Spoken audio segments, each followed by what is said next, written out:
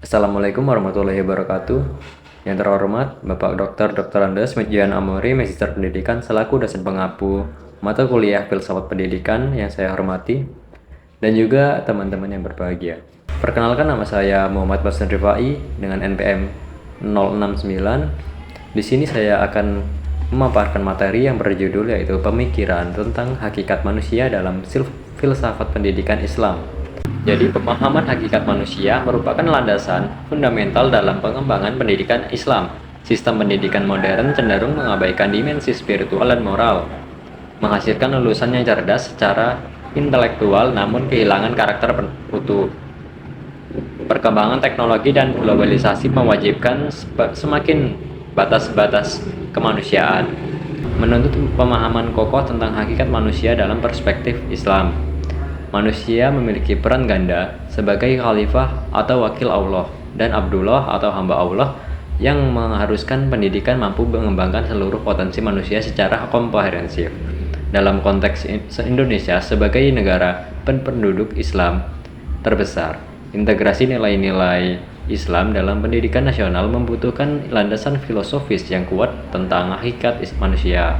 Kesalahpahaman tentang hakikat manusia berpotensi menghasilkan sistem pendidikan yang tidak sesuai dengan fitrah dan tujuan menciptakan manusia. Selanjutnya yaitu rumusan masalah berdasarkan latar belakang yang telah dipaparkan. Ada beberapa rumusan masalah yang menjadi fokus pembahasan pada kali ini.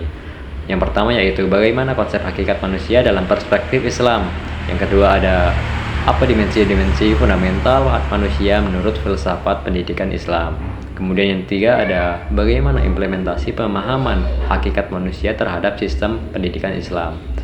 Dan tujuannya yaitu berdasarkan latar belakang masalah dan rumusan masalah yang telah dibahas tadi, berikut adalah tujuan penelitian yang dapat diambil. Yang pertama yaitu mengidentifikasi dan menganalisis konsep hakikat manusia dalam perspektif Islam berdasarkan Al-Quran, hadis, dan pemikiran para filsuf muslim. Dan yang kedua ada mendeskripsikan dan menganalisis dimensi-dimensi fundamental manusia menurut filsafat pendidikan Islam, meliputi dimensi jasmani, rohani, dan potensi-potensi dasarnya.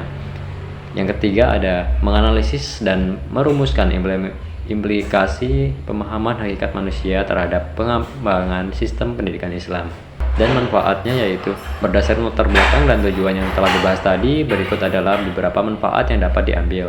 Yang pertama yaitu memperoleh pemahaman yang mendalam tentang konsep hakikat manusia dalam perspektif Islam. Dan yang kedua ada memahami secara komprehensif dimensi-dimensi fundamental manusia menurut filsafat pendidikan Islam. Yang ketiga ada mengetahui implikasi pemahaman hakikat manusia terhadap pengembangan sistem pendidikan Islam. Yang selanjutnya yaitu hakikat manusia dalam pandangan filsafat. Filsafat pendidikan Islam adalah filsafat pendidikan yang prinsip-prinsip dasarnya yaitu yang digunakan untuk merumuskan sebagai konsep dan teori pendidikan Islam. Didasarkan pada prinsip-prinsip ajaran Islam, manusia adalah makhluk kompleks yang memiliki kemampuan berpikir, berbahasa, berkarya, dan bermoral. Filosofi memandangnya dari berbagai perspektif, material, spiritual, dan eksistensial.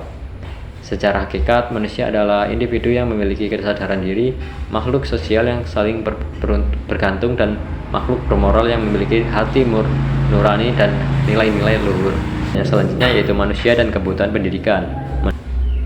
Manusia adalah makhluk kompleks yang memiliki beragam kebutuhan, mencakup dimensi sosial, keagamaan, dan sebagai khalifah. Menurut hierarki kebutuhan Maslow, manusia memiliki 5 tingkatan kebutuhan. Yang pertama yaitu kebutuhan fisiologis, kebutuhan dasar seperti makanan, minuman, dan tempat tinggal. Kemudian yang kedua ada kebutuhan keselamatan, yaitu perlindungan dari ketakutan dan kecemasan, jaminan keamanan. Yang ketiga ada kebutuhan sosial, memiliki hubungan pertemanan, keluarga, dan kelompok sosial. Dan yang keempat ada kebutuhan dihargai, mendapatkan status, penghargaan, dan pengakuan dari lingkungan. Yang kelima ada kebutuhan aktualisasi diri, yaitu pengembangan potensi secara berkelanjutan dan mencapai penyediaan diri. Pendidikan dan masuk dalam kebutuhan dianugerahi, menjadi sarana bagi manusia untuk mengembangkan potensi, memperoleh pengetahuan, dan meraih pengakuan pembelajaran sosial. Melalui pendidikan, manusia dapat memenuhi kebutuhan akan harga diri dan mengaktualisasikan diri secara positif. Dan selanjutnya yaitu potensi manusia dan implikasinya terhadap pendidikan Islam. Manusia mempunyai dua kategori potensi utama, yaitu jasmani dan rohani.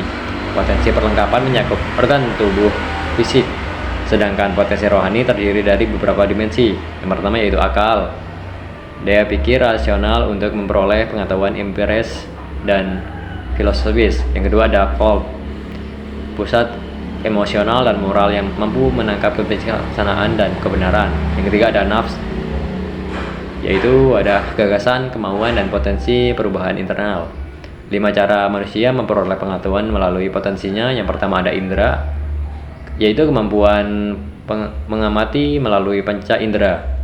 Yang kedua ada akal, berpikir rasional dan menganalisis informasi. Yang ketiga ada qalb, memahami nilai-nilai moral dan spiritual. Kemudian yang keempat ada ruh atau potensi spiritual untuk berkontribusi dan yang keempat ada ruh, potensi spiritual untuk berkontribusi dan mendekat pada Tuhan. Yang terakhir ada fitrah, yaitu kemampuan memperoleh pengetahuan keagamaan dan keyakinan. Pendidikan